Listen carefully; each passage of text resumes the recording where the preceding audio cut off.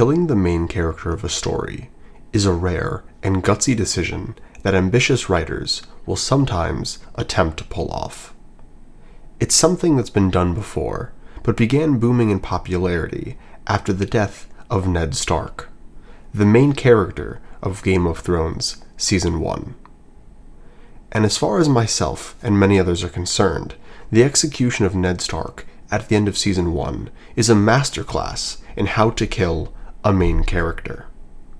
It's a death that is well set up, well played out, and remains highly relevant throughout the remainder of the story. It's a moment in media that changed storytelling forever.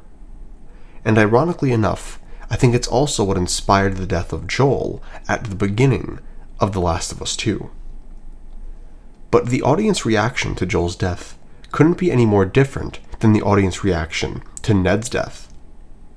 Instead of praise, The Last of Us 2 has come under some incredible scrutiny for this decision, with many people review bombing the game, cutting discs in half, and dedicating thousands of hours worth of video essays to tearing this moment apart.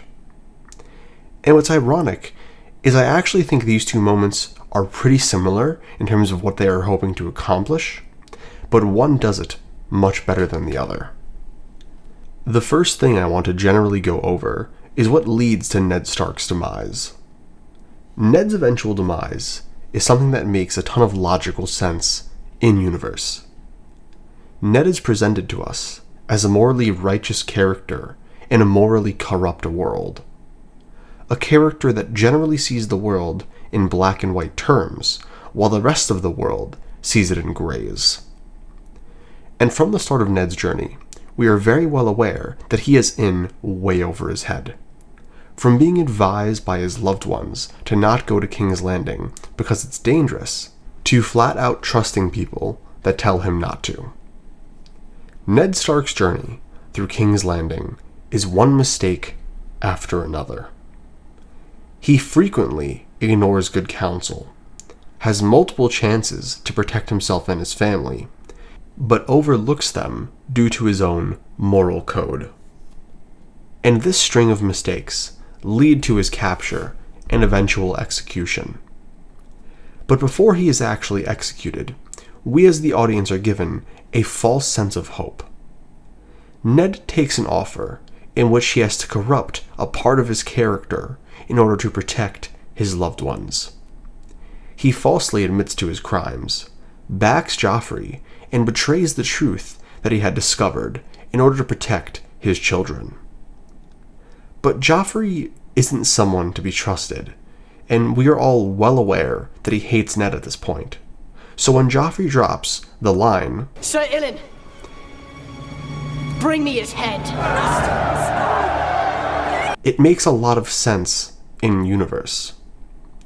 The shock and impact comes from the meta response of not being used to seeing a story actually pay off negative storylines that it's been setting up for its key characters. And that is why it's so good. It's a well set up death that makes sense in universe. It follows logically, and you don't need to fill any gaps that the story might have with assumptions. And because of this well-constructed build-up and fallout, Ned's death ends up sparking the War of the Five Kings, and his death is felt through the next 3 seasons of TV. Now with all that in mind, I would like to compare this to Joel's death in The Last of Us 2. Joel, like Ned, is murdered in the first bit of the story. However, the circumstances surrounding his death and how he gets to this point are very different. The first issue that Joel's death presents is how convenient the timing of everything is.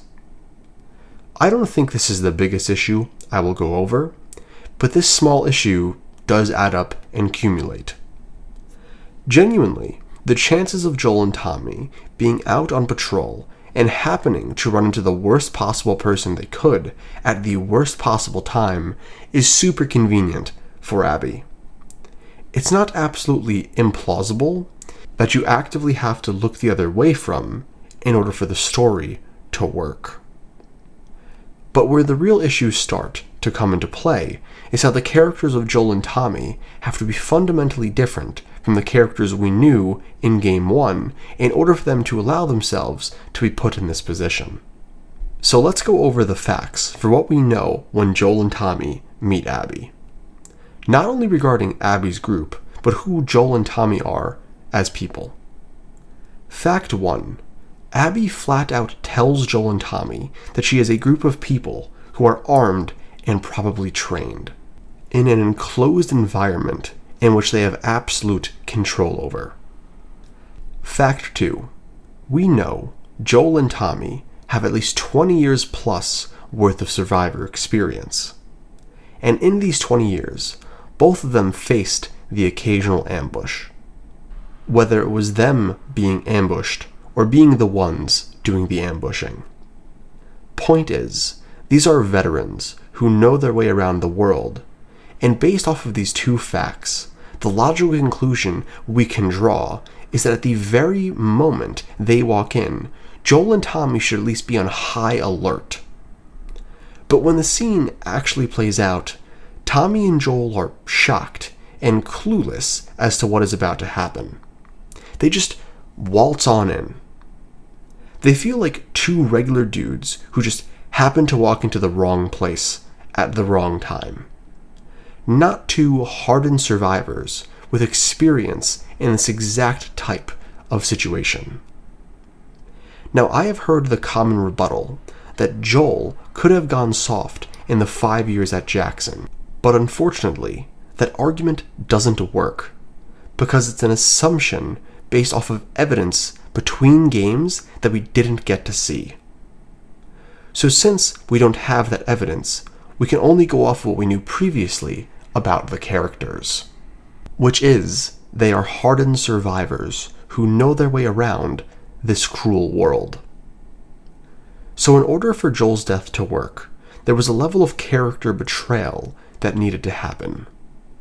Joel needed to act out of character in order for his death to play out the way that it did. Now I want to circle back to Ned's death for a second, because Ned also acts out of character prior to his death. The difference is, Ned acting out of character makes perfect sense since we had previously gotten scenes establishing the reason for him acting out of character. And that is what is missing from Joel's death. The reasoning for him acting out of character is absent. And that is why there have been so many debates regarding his death, because in order to justify it working as a plot point, you have to make assumptions that aren't backed by evidence in the second game. Made worse by the fact that the evidence from Game 1 points to a polar opposite set of actions from Joel and Tommy. Now, I am not going to be one of these people who says Joel's death ruined the entire game for them. Personally, I still quite enjoyed The Last of Us 2. But when comparing Joel's death to one of the best character deaths in recent history, the flaws are unfortunately clear as day. I just want to say, if you've made it this far, thank you so much for watching. I would really appreciate a comment down below letting me know what you think, not only about my video, but about The Last of Us 2, and about A Song of Ice and Fire. Yet again, thank you all for watching, and I hope you have an amazing day. Peace.